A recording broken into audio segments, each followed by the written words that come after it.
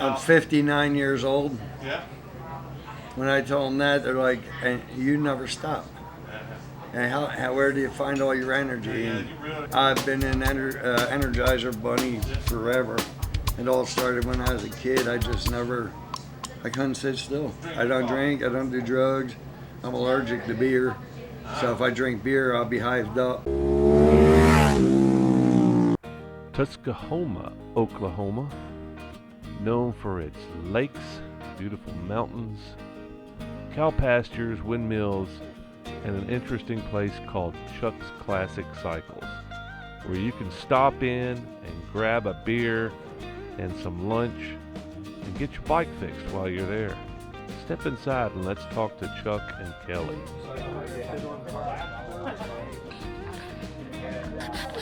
I moved out to Delaware to be with Kelly after I met her, and after all the factories and stuff that I worked for closed up on me, we figured we needed to do something that I can maintain and make sure that I had gainful employment for the rest of my life. And I took first and second with a couple of my bikes in Sturgis, and Kelly and I, and then we wound up. It just started. I opened up the bike shop. It started growing. It grew real fast for us, and then after 7 years of having 5 apprentices running under me and 7 days a week, 20 hours a day, because 4,000 customers in that small area. Certain ones need things done right away because they got mandatory rides in the morning or something. So they'd be knocking on our door all hours, day and night. And I said, I need a break. I said, I need to get away. And Kelly said, where are we going? I said, we're going to Oklahoma. Because my family, after my brother passed away, well, my nephew went in the Navy, and they shipped him out here to Tinker. He built fighter jets out here for Tinker for 20 plus years, and he kept telling me, Uncle Chuck, you gotta come see my mountain. I bought a mountain. So I finally got a chance to come out and see it. I only seen him, my mother's funeral, dad's funeral, my brother's funeral. So Kelly and I shut down the shop, took off, 2 days, drove out here to southeast Oklahoma and spent time with my family, and realized that we could do this. And so we packed everything up, set everything up, shut it down out there, moved it out here, and that's my story, and I'm sticking to it. Did you bring anybody else with you? Yeah. My buddy Bobby, he moved out here with us at the time. His girlfriend had a bad accident and didn't make it through, and he was actually taking a petition to keep me in Delaware. He was getting people to sign a petition because he didn't want me to leave. And so he's a really cool guy, and we were really good friends over the years.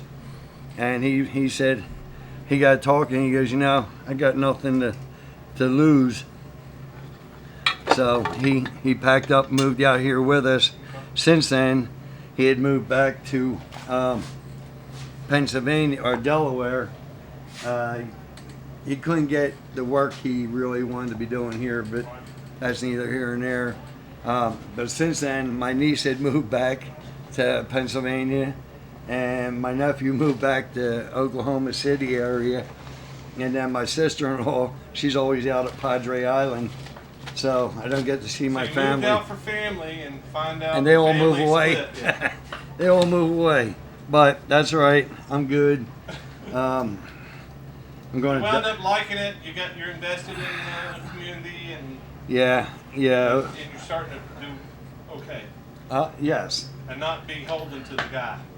Exactly. Yeah, we call our own shots. I'm going to tap on this. Try to keep it going. as we go. Guy had some leaky seals on this primary. Oh, this is the guy that just came in? No. This bike's been here about a week. Oh. But his inner primary was leaking. So I put a new starter shaft seal, new transmission inner primary seal. And now FedEx just brought me my transmission seal. I'll do that. I already put the shifter shaft seal in. And I already did the seal on the fifth gear. So that now today I can get this all cleaned up. I can reinstall all this, and this bike can go away. The only other thing I have to do is clean the carburetor on it. That's Abby Normal, my dog.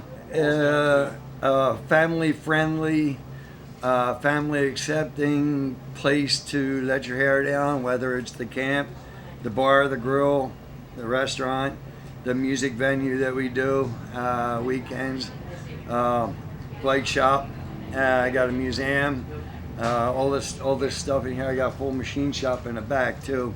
If you pan over there, you'll see I'm partially through restoration on a 1973 shovel. I ground and reseated all the valves and everything in the heads. The heads are all put back together, all new seals. Everything's been checked and lapped. I'll get this back together. That's for a customer. She owns this bike here behind me too, which is a 47 knuckle. When I'm done that restoration, I got this restoration to do. I got a couple motors, and then I'm still doing all your daily tune-ups, tires, oil changes. Right. That's the most common thing you do is oil changes and tires. Yeah, and leaky this, leaky that. Right. Seals and stuff that need to be taken care of, and cam chain tensioners, anything that gets thrown my way, Harley wise, Yamaha, Kawasaki, Honda, that stuff there. I won't crack the cases, but I'll do the cables, the carburetors, tires, and whatever I can do. But I'm not going to buy all new tools and books to do the metrics when I got a guy up the road that can do them. And Specialist. He's certified in it, and he's been doing it for 10 plus years. Seafood weekend, we see 1,000 people through here. That's the first weekend every month. We'll see 200 a day, 200 to 300 a day through here. Summertime gets slow because of the heat. Nobody wants to ride. But if I had to say in a 3-month time frame,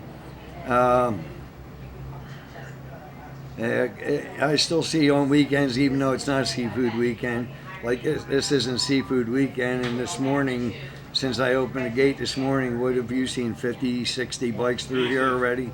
Yeah. And they've ate at the restaurant, and I sold some parts, and I got a bike right behind you. Got one guy leaking oil that walked out of here with a quart of oil. Yeah. Yeah. And then I got a bike right behind you that's sitting there with a bad voltage regulator. Right. So he hopped on his wife's bike and made her get on the back, and they'll be back Sunday, and they're going to pick a voltage regulator up. So when it gets back, I'll throw it in, and then they can get back to Texas or wherever they're from. Oh, wow. Okay, yeah.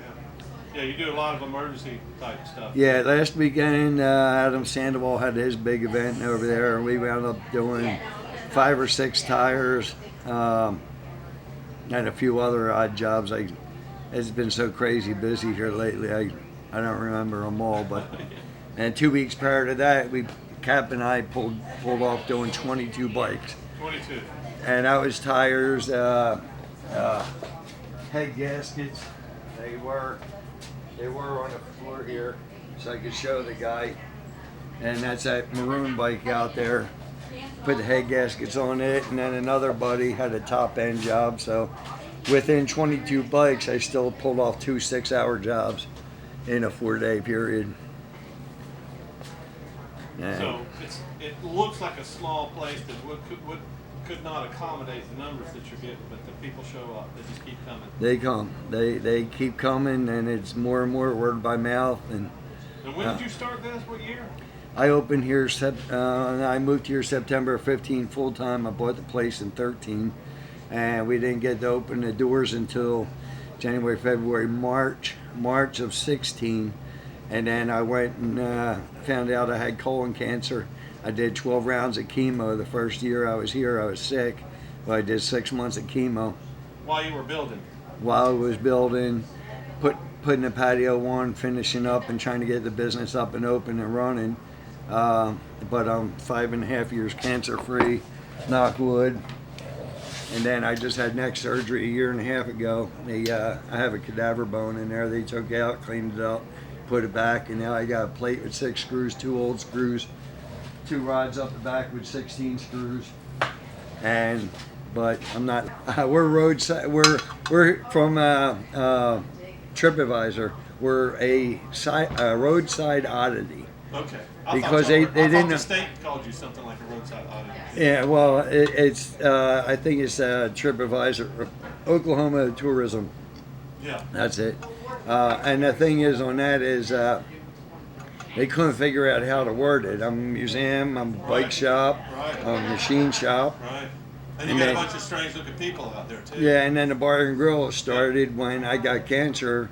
She moved 1,345 miles to be with me and my family. And if I were to die from cancer, she's not going to find anybody around here capable to pull off what I can pull off. I'm 59 years old. Yeah. When I told them that, they're like, "And you never stop. And where do you find all your energy?" Yeah, And you really sit down. I've been an Energizer bunny forever. It all started when I was a kid. I couldn't sit still. And the only drug-induced behavior is caffeine, right? Coffee. Yeah. Coffee. I don't drink. You don't stop drinking. I don't coffee. drink. I don't do drugs. I'm allergic to beer. So if I drink beer, I'll be hived up. I'll be scratching and I'll tear myself up. So yeah, I don't drink beer.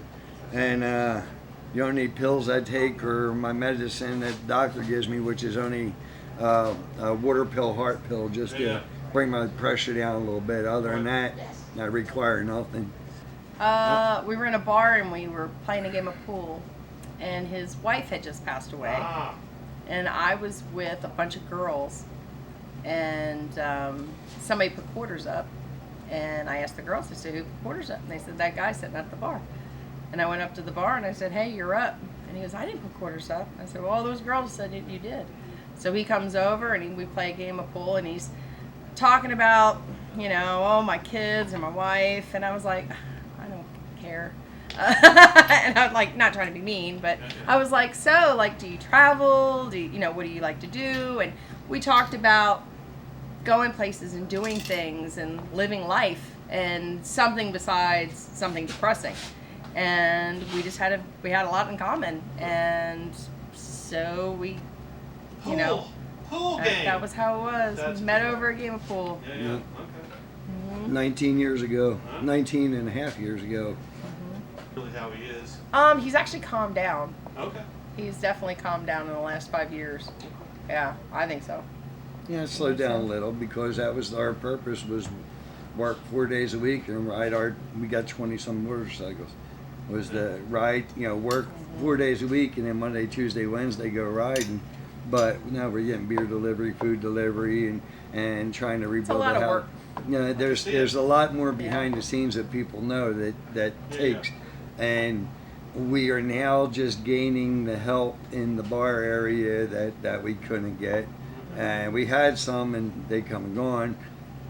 The restaurant's very busy. As far as us here, the only one's been true has been Cap. And everybody that's been through here knows Cap. He can't go nowhere now without somebody yelling across the restaurant or something, "Hey, Cap!" And he's been my savior. He's been here helping me out. But as far as apprenticeships and apprentices, I can't find that kind of help that would relieve me. Not just you. I think, I think a big part of it is we have a level of standard that we expect. Right. We expect it from other people. Right. And it's really hard to find young people, Right. Not just anybody, but, younger people that come into the industry with a standard that, you don't just, oh, that's an old part, just throw it away and slap some new stuff on there.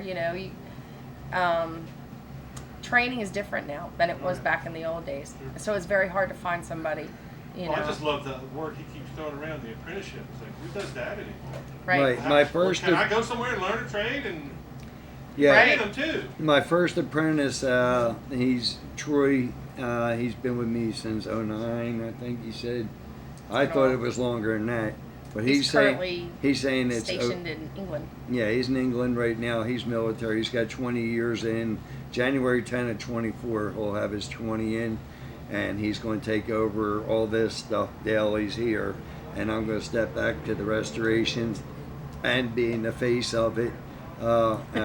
He was here about. You've been doing good as the face. Yeah, You've been doing it was him and his wife came in a month and a half, 2 months ago, and they looked around for properties because she's got 3 years left. She's military police dog handler, and he's military special forces.